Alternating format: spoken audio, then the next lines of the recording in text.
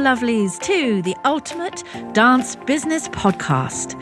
My name is Deborah Laws, the dance business expert. My passion is to help you turn your passion into profit while guiding you to work less and earn more.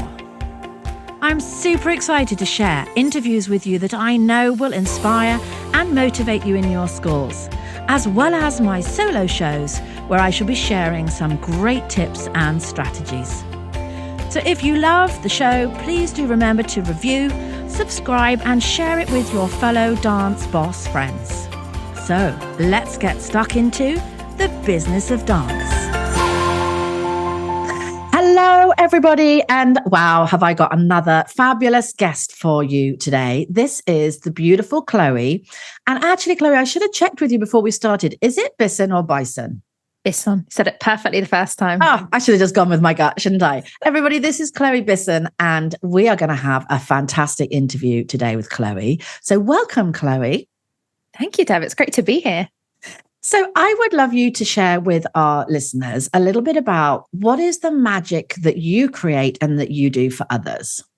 Oh, love this question. So what's the magic I create? So my passion is helping entrepreneurs to really speak their truth, find their voice, and be seen as the authority in what they're doing. So whether that's through writing their books, whether it's through getting in the media and really standing confident in their message and helping them find that, believe in themselves to actually put it out there. That's what I'm most passionate about doing. Wow. And so how exactly do you do that in terms of a service that people can buy from you, for example? Yeah, the challenge I found, Deb, when I first started being in business is that a lot of business owners, entrepreneurs, whatever labels you call yourselves, we see more potential in others than we see in ourselves. So the service that I crafted a few years ago was helping people to get their stories out of them and publish them in best-selling books. My favorite type of book is what we'd call like a how-to book or an expert book. And I love to interview people like yourself, Deb, or other experts and find out what they're great at and help them write their book and then launch it in loads of different platforms, whether it's Amazon, Waterstones, Walmart, Target, Barnes & Noble, all over the world, and get it out there into the hands of others so that, yes, they get some great results in their business, but also they can help other people. That's been the primary way I've been doing it. Yeah. I love that, because don't they say that there's a book in all of us? Absolutely. Some people would love to write a book, but wouldn't have a clue where to start or the confidence to think that what they've got to say is of value to anyone. So that's what a magical thing that you do for people.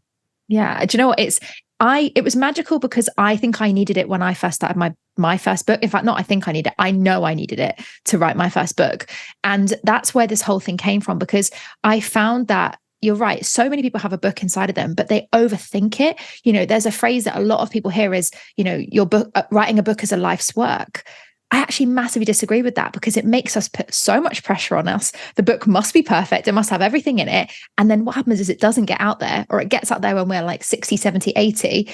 And all those years that people could have been benefiting, they're not benefiting because it's in our heads rather than in their hands. And so I find that so many of us have a great gift or piece of knowledge or experience that we've mastered, usually through our own pain, let's be honest, you know, our own struggles. And we don't actually ever put it out there. And knowledge is the most powerful resource on the planet. So, you know, it's not for us to keep hold of if there's people we can help with. And, you know, I think a lot of people assume that, you know, to write a book, you've got to have a lot of money to self-publish, or it's all but impossible to get a publisher. What's your experience around that? Yeah, there's so many myths in the industry. So when I first started, I thought the only way I could do it was self-publish, because I didn't have storage to be able to buy 1,000 copies of a book or order it from a printer's. I didn't really have any contacts. So I thought no publisher's going to pick me up if I haven't got millions of followers. So I went self-published. But what most people don't realize is there's actually 3 routes to publishing. You've got self-publishing, which is where people publish on Amazon and they write the book themselves. They maybe go on Canva and design a cover and they upload it. And that's what I did. But the difference was I've got a big marketing background. So I managed to put my book in loads of places, because Amazon doesn't promote your book, it publishes your book. So we still need to, you know, get our marketing hat on and our grafting boots on and really putting our book in different places. Then there was the traditional publishing, which a lot of people know of, Hay House, Penguin, all these big platforms that will publish your book and get it in lots of places. But what people don't realize is there's actually a middle ground. And I wish I'd have known this. This is where I've placed myself in the industry, which is what we call a hybrid publisher. Hybrid publishing is a mixture of the two. That's why it's called hybrid. So we utilize self-publishing platforms. We also promote our books on Waterstones, Barnes & Noble, and other places, not just Amazon. But we don't take a cut of the proceeds. So we don't own any of the book. Our authors own 100% of their books. But we're still driven to promote it because it's still published by us. So it's my brand that doesn't look good if the book doesn't do well, right? So there's kind of a middle ground. And I didn't even know these existed when I started writing my book 4 years ago.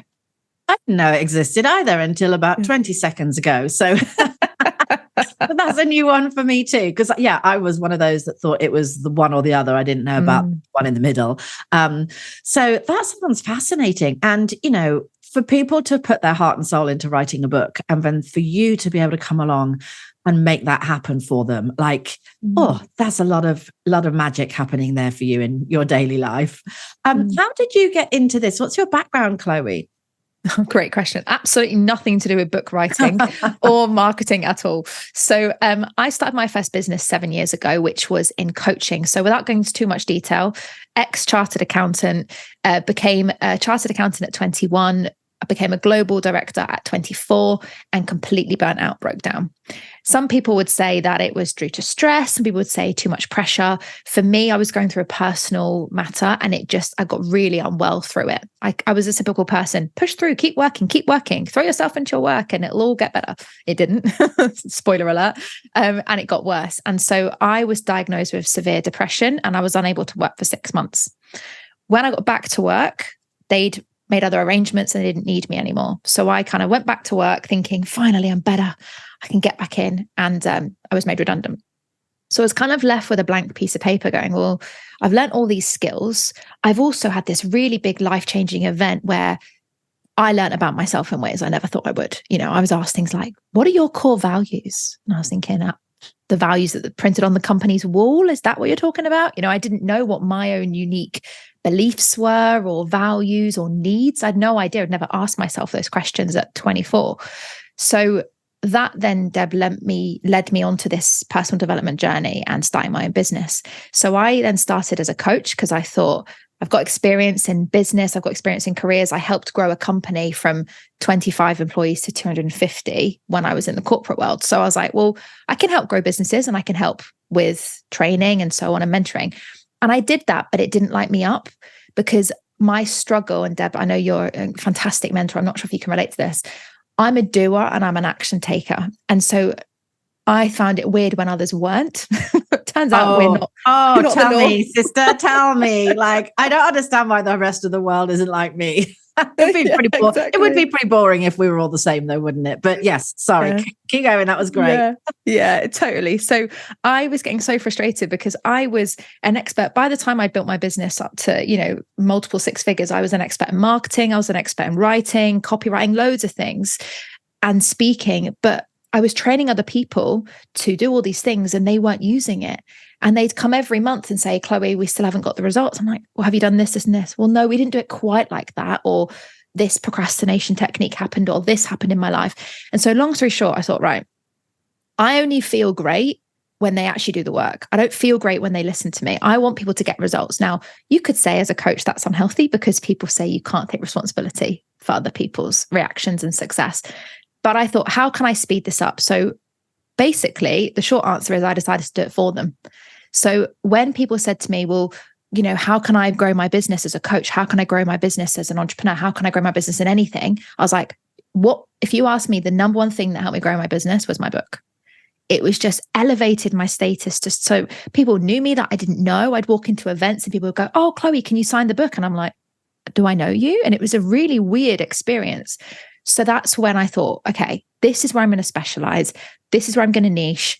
this is what got me the result, so I'll help other people. And so that's how I went from essentially a chartered accountant to a hybrid book publisher, which is quite a unique link. Yeah, and a fabulous journey of self-discovery along the way as well. And, through some hard times, it sounds like, there were some really dark times for you in amongst that journey.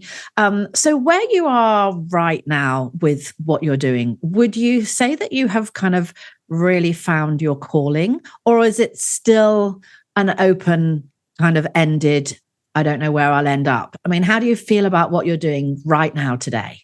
Yeah. Oh, I love it. I really do. I wouldn't say it's the calling, because I don't think I'm ever truly fulfilled, because I love variety. Every time I niche and I pick one thing, other things come up and I end up doing other things. So provided in what I'm doing, there's always variety, I absolutely love it. So we publish loads of different books, but those people then say, well, how do I get in magazines? And I help them with that, right? So I still have a lot of areas of variety. I would say my calling is helping other people really speak about theirs.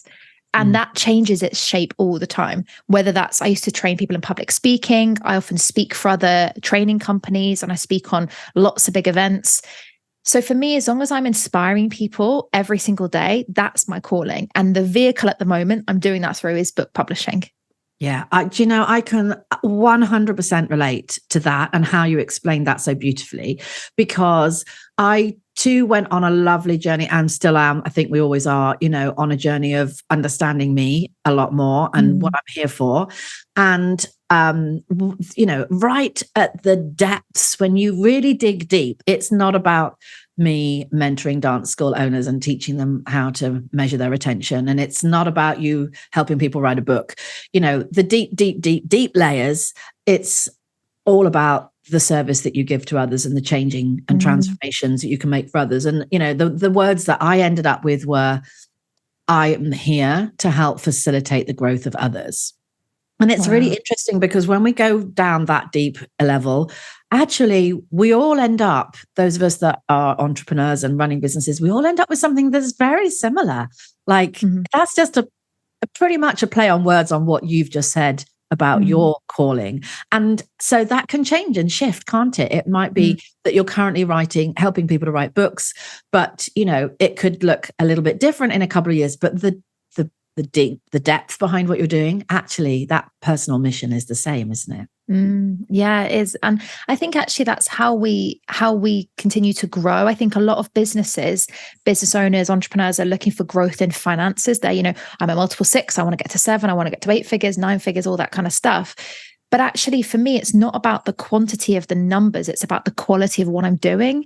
And I think if we take the pressure off the numbers and say, actually, am I enjoying this? Am I really adding more? Like, for example, how I plan to inspire others in the future is add more value to how I do that. So at the moment, that might be through doing daily Facebook Lives. It might be through speaking on stages and publishing people's books. Who knows what that is in the future? Because what people need changes. If we stay stagnant and stay too focused and committed to this is how I help people, I actually feel like we're not only not helping everyone, but we're also, excuse the term, leaving money on the table. We're not helping ourselves either. Yeah. And, you very kindly came and spoke at the Dance Business Conference this year, which we all loved, by the way. And you didn't talk about the whole book writing experience. You made sure that you geared that keynote towards what the people in the room needed. So you were helping us all in terms of creating PR opportunities, which again is another flip on what you do, isn't it? Because writing a book, yes, it's getting your passion out into the world, but it's also for some people a method of getting visibility so that it brings them more in the job, the role that they do and their business. It's not really about writing the book for some people, not everybody, of course. So we've got the PR opportunities, we've got the book writing. Do you have any other arms to what you do? Do you still do the coaching? I do. Yeah, I do. Very rarely do I do it without the others. So for example, I find I don't call myself a coach, but coaching is a skill I have that I use in everything I do. So whether a lot of people who write books get stuck and then I'm coaching them through the journey and they say, no one's going to read this. And I'm like, well, I could tell you they are, but that's not going to work. So let's coach you to realize that yourself, through public speaking. A lot of the time, if I'm speaking on stages, and I think this actually happened at the event, Deb, one person said, I'm really sorry, but I don't know how this is relevant to me. And I was like, do you know what? Fantastic question. Let me coach you to see how it is, So I still do a lot of coaching within what I do.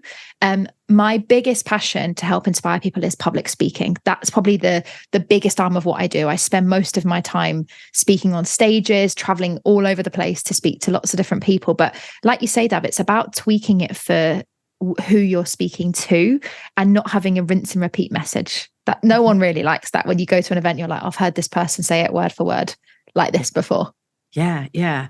I love that. And, I really enjoyed listening to your session and learned a lot, because I've been on a little bit of a journey myself, learning, how to be a public speaker. And I don't have the same level of experience that you have at the moment.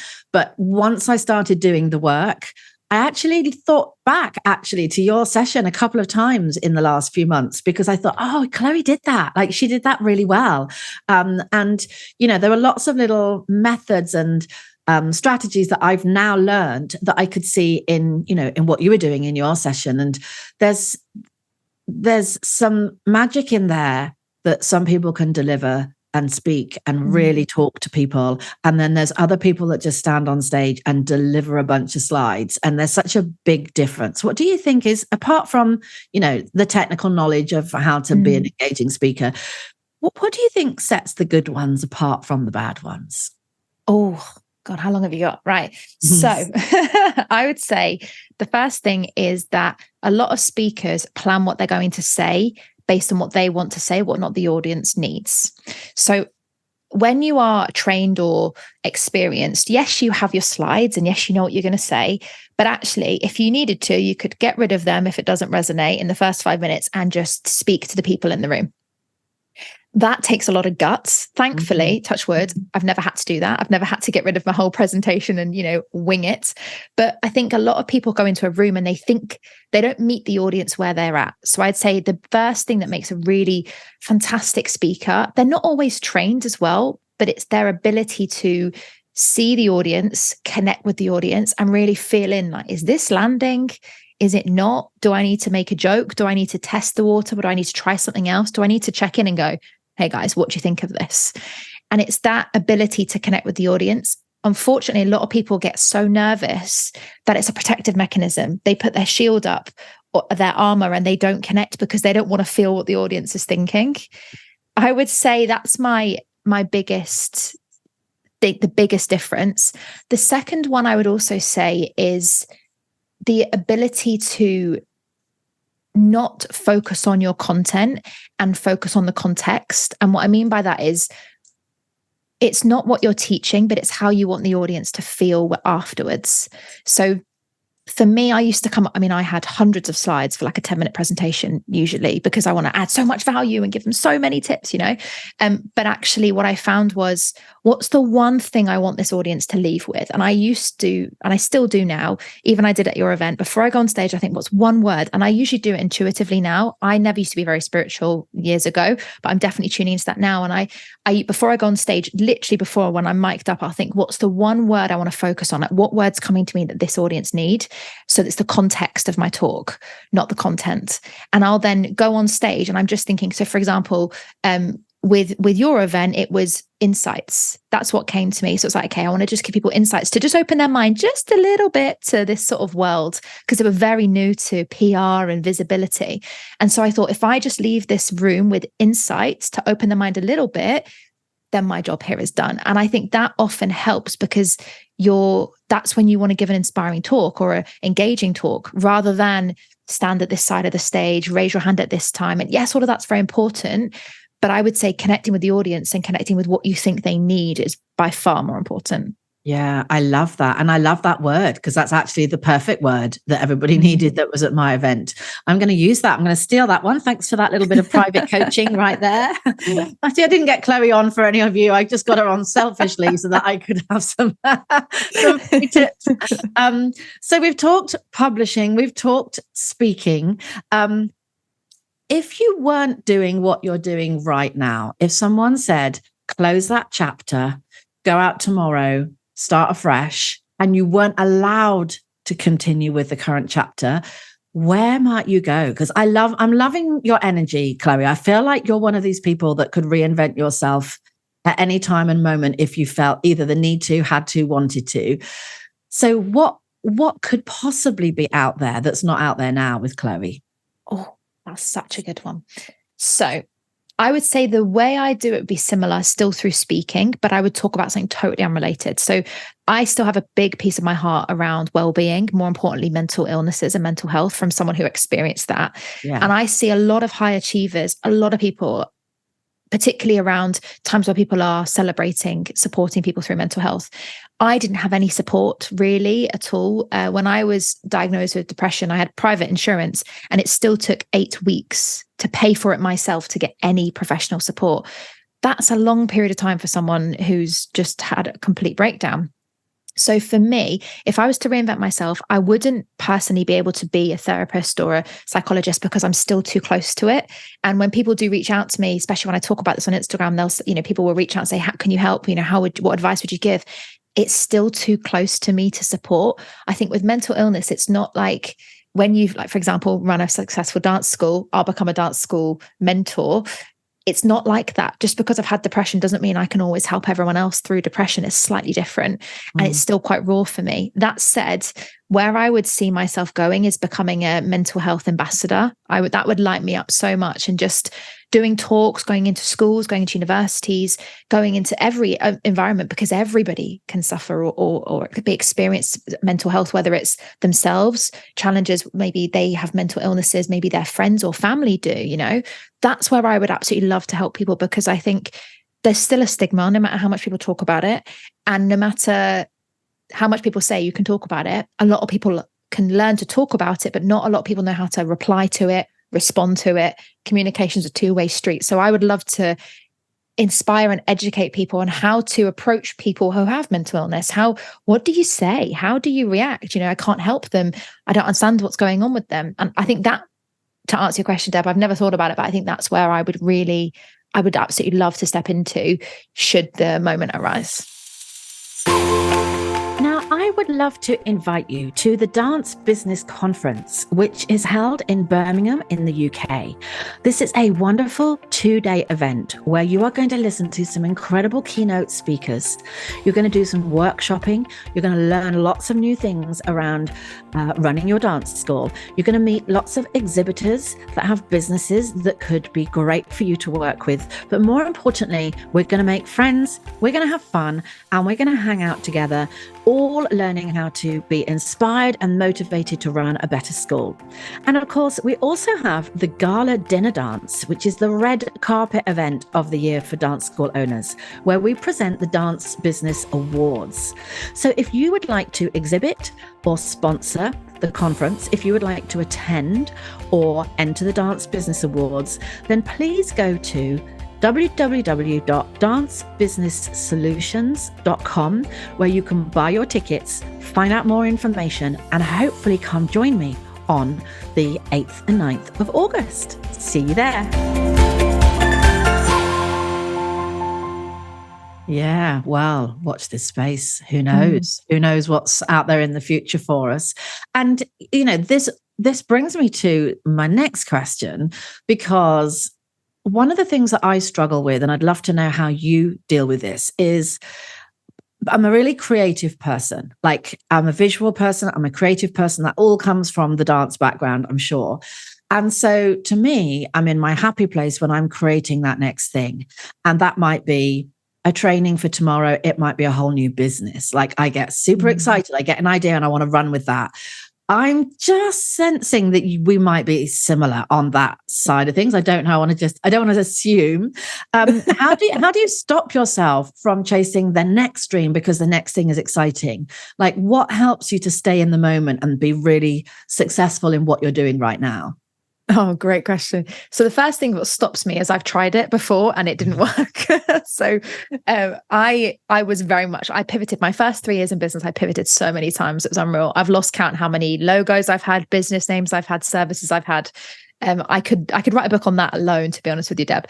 So the first thing that stops me is knowing that when I've tried it, it didn't work. The second thing is strategic planning sounds so dull, but so important. So I have an annual plan and I have a quarterly plan. And if I get this new exciting idea, I'm like, fantastic, let's put it on the next year's plan. It's almost like I'm not allowed to touch the plan. That cannot change. It might change if it doesn't work, but something new comes in. It's like, oh, great. And it's just almost like a rule that can't be done now. If the only time I might change that is if I can't leave this opportunity, like once in a lifetime opportunity. So, for example, there's been times where I've been approached by very big training companies and said, we want an expert, a regular mentor to mentor on this topic. It's going to take X amount of days every month. Are you interested? And I'm not going to say no, because it's exactly in line with my long-term vision. So there'll be things that come up, but most of the time I've got an ideas and inspiration notebook. It goes in there and I give myself permission one day a month to go back through that notebook, get re-excited, look through them. And then sometimes I look back, Deb, and I'm like, what was I thinking? Oh my God, I don't want to do that. And I cross it out. But it's almost like I can only look at it once a month. And then the other thing I would say is when I do then decide, okay, this is actually going to be worth something, I never make the decision on my own. So I have key people in each of my teams. So whether it's in the podcast team, whether it's in the publishing team, the PR team, I've got one or two what I would call integrators who are fantastic at implementing. I get them involved. I'm like, right, guys, I've got this idea. What do you think? And unless they're all like, yeah, let's do it. If most of them are usually like, oh, do you think that's a good idea, Chloe? Or how are we going to fit that into our workload? And then I'm like, okay, that, results is always in the feedback. Yeah. Well, there's some more great advice right there. Thanks for that next bit of coaching and cheering all these questions for me. No, I promise I'm not. Yeah. And I'm unfortunately that person that doesn't have quite that discipline, but I came up with an idea a few months ago. It was like, this is the best idea. Nobody else has done this. This is going to serve my clients. It's going to help everybody. And I think within 48 hours, I'd badgered and pestered my team and the people that I needed to make it happen. And we'd launched a new business. And so I'm going to try really hard to do what you just suggested, because I've got a fabulous new business coach at the moment. And I put to one of his coaches the other day, I've got this idea and I think this would be really good at getting people. And they're like, is that the one thing that we're actually working on? No, but it leads into the one thing. But is it going to take focus off of the one thing that you're supposed to be doing? Yeah, but I think, and I came off the call and I was like, no, you're paying this person a lot of money to guide you. Listen, do as you're told. Stop getting carried away with all these wonderful ideas.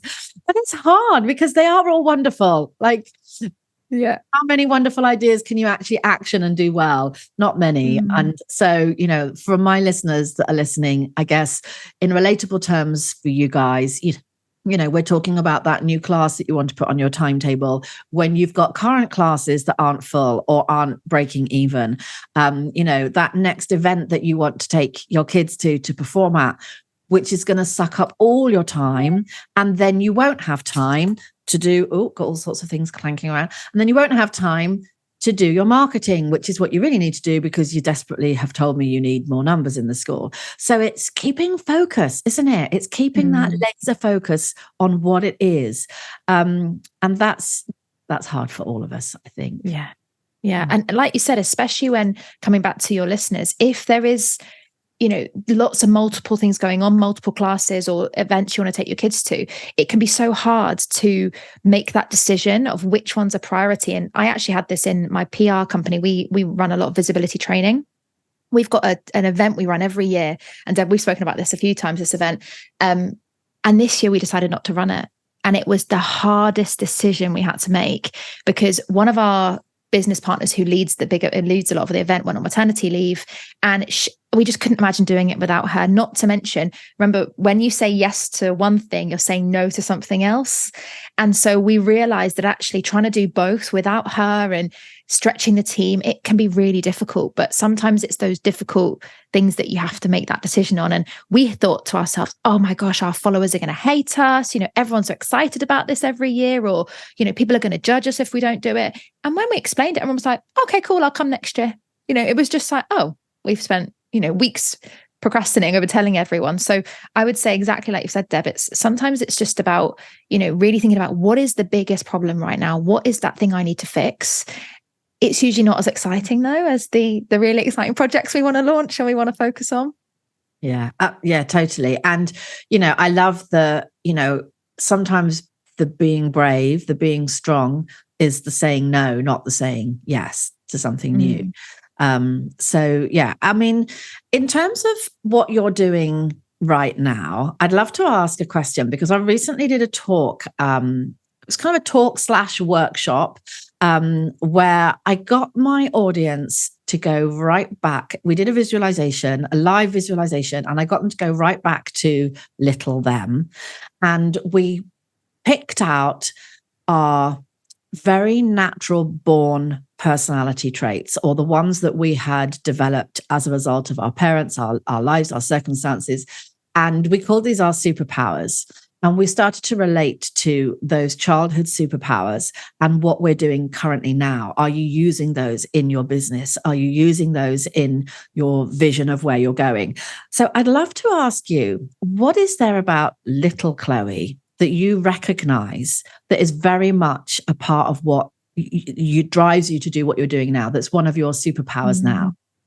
Oh, juicy. Right. So I remember, I'm an only child, but when I was growing up, I was always the person, I tend to understand things at school really easily. Like I didn't really understand why. But when there were other kids in the class that were struggling, I never made a fuss in front of anyone, but I would usually go up to them in the break and go, do you want me to explain how I get this? Like this made sense to me.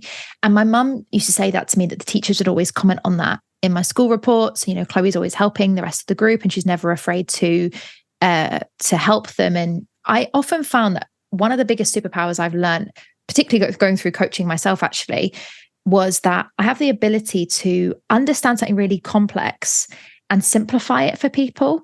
I don't know where that came from. I remember being in maths GCSE or something probably, and everyone really struggling with something like, I don't know what, maybe a bit algebra or something we learned that we probably never use ever again. And I really understood it.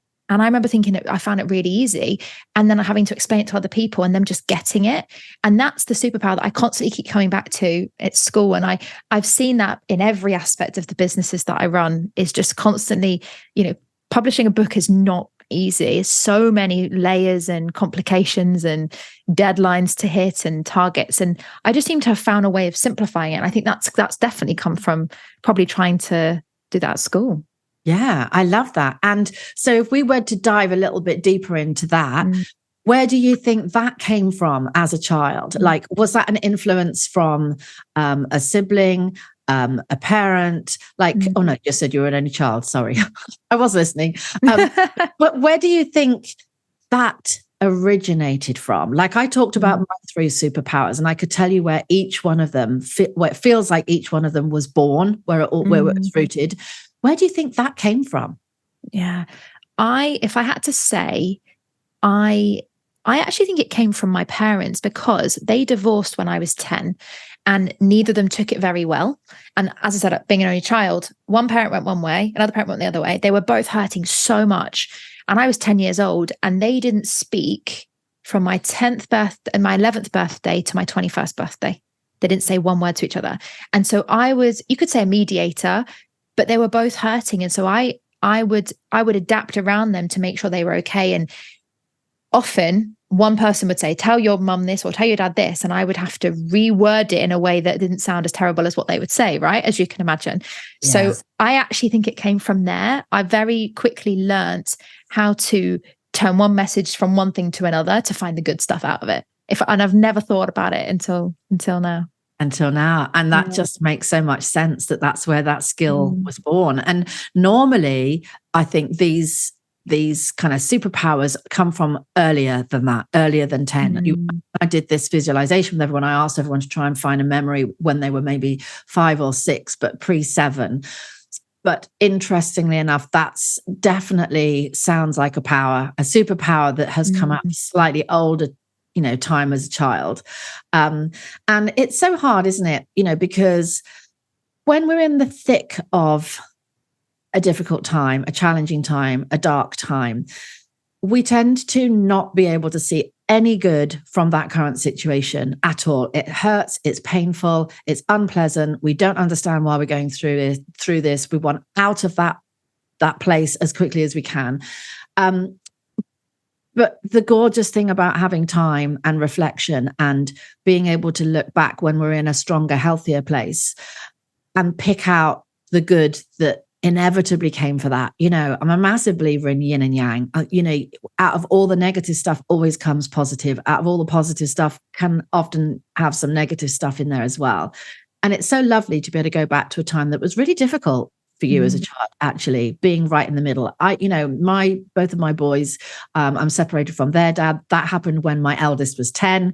He probably went through the same as you, and it's very difficult being that slightly older child that's old enough to have some responsibility dumped on you, even though as the parents going through it, we try not to.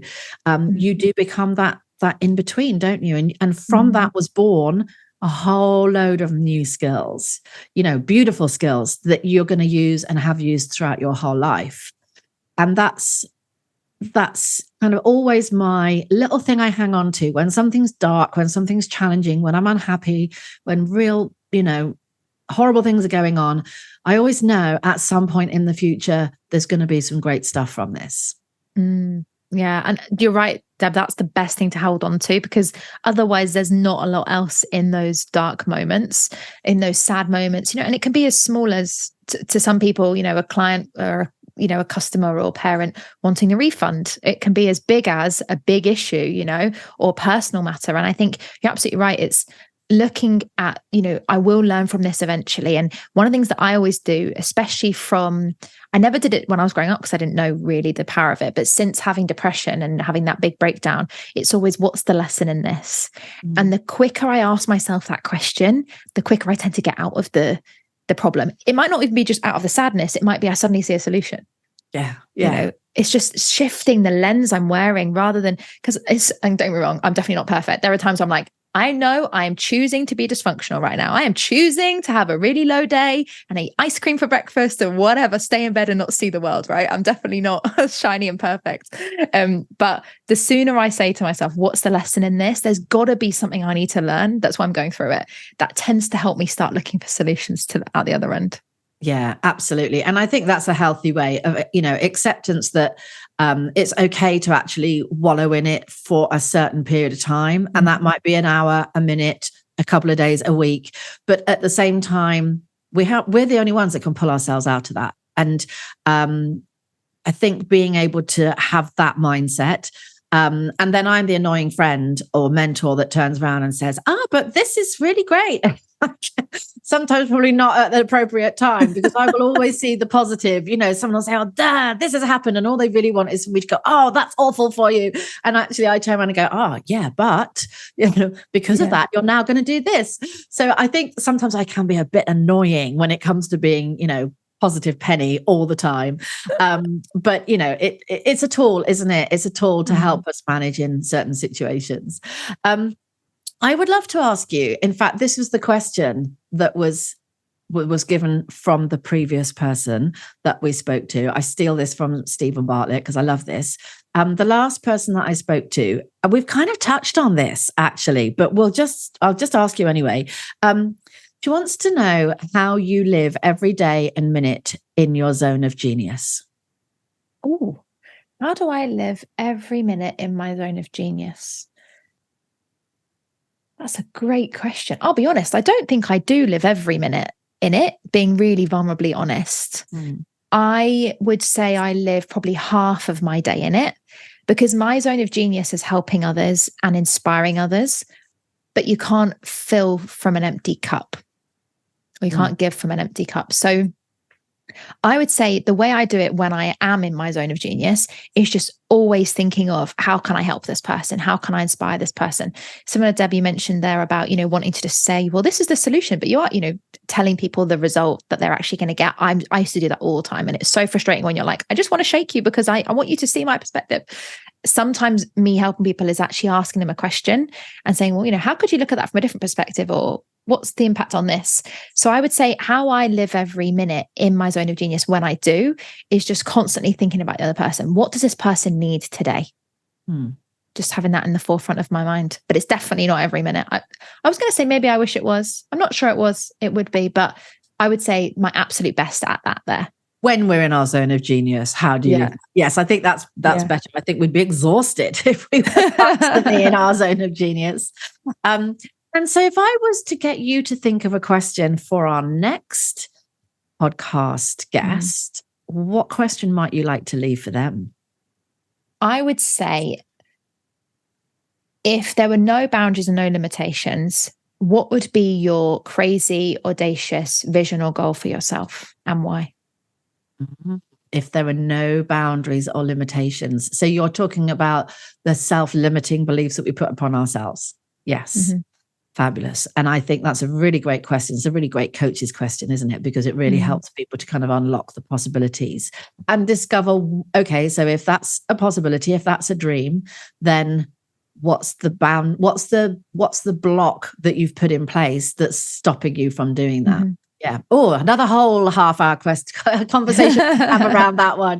Chloë, it's been really fabulous chatting to you. If you were to leave our listeners, going back to the book writing, I think there could be some people that are, it's really kind of made them think differently about the way in which they could perhaps actually write this book. Maybe there's people listening that have always wanted to do this, have not really taken it seriously because they don't know how. The what you talked about earlier, they assume that it's one or the other of the two things most people are aware of. And maybe this episode has been that little whisper that they needed to hear that's just kind of made them go, perhaps there is a possible way of me writing my book. What would the next step be for them? And what is the number one mistake that people might make around that journey?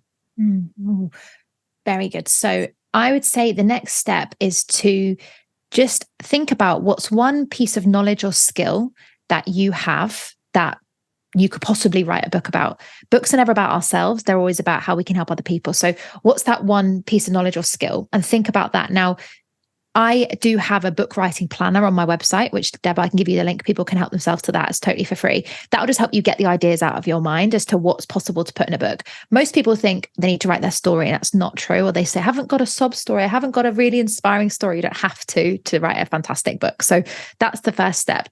What typically stops people is themselves, because they get the idea and then they think, oh, but no one's going to read it, or no one's going to buy it. Why would anyone listen to me?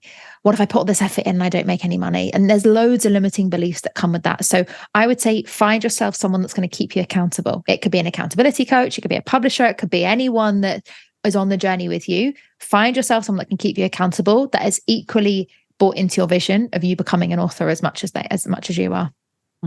Fabulous. I love that tip. And of course, they can come and find you because you would be the person to help them. So we'll pop a link in the show notes to make sure that people can find you. But if they came to your website, it would be... It's straight on there. Yeah. So it's chloebisson.com. And on there, that's got everything that we cover. So we've got the book writing plan, we've got loads of other things, we've got the podcast, all of the above. Brilliant. Amazing. We're going to send everybody that way. And just before we finish, I love to throw some really quick fire, daft questions. So you just have to respond with the first thing that comes into your head. Are we good? Yeah. Everyone says, I'm really nervous now. I'm really nervous. Okay. Some of them are really easy. Some of them you might have to think a bit more about. Okay. So we'll start off with the easy ones. If you were to buy a muffin, which flavor would you buy? I was going to say chocolate, but I've just given up chocolate. So I'd have to say, is there a vanilla muffin? Vanilla or blueberry or something? Just not chocolate. Yeah, I'm not sure about vanilla. Do you know, that's really weird because I normally say what flavor ice cream. So that would have fitted the perfect answer. But I just changed it today. And then you said, I want a vanilla muffin. Something just doesn't have chocolate in. Otherwise I've broken it. Okay. We'll go with a vanilla muffin. Favorite film?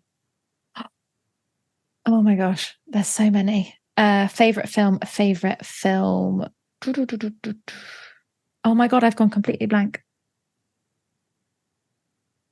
This is going to sound crazy. Love Marvel movies. So it's got to be Endgame or Infinity War, one of the Marvel movies, one of the Avengers movies. Okay, cool. And have you ever been to a musical? Yes. Favorite musical? That's probably even harder. I loved Wicked. I've seen Wicked in New York and in London. It was amazing. Okay, cool. Favorite business book? I've literally just finished reading it. 10x is easier than 2x by Benjamin Hardy and Dan Sullivan. Oh, another one for me to go and buy. If you could spend 15 minutes with somebody that's no longer here, who would that be and why?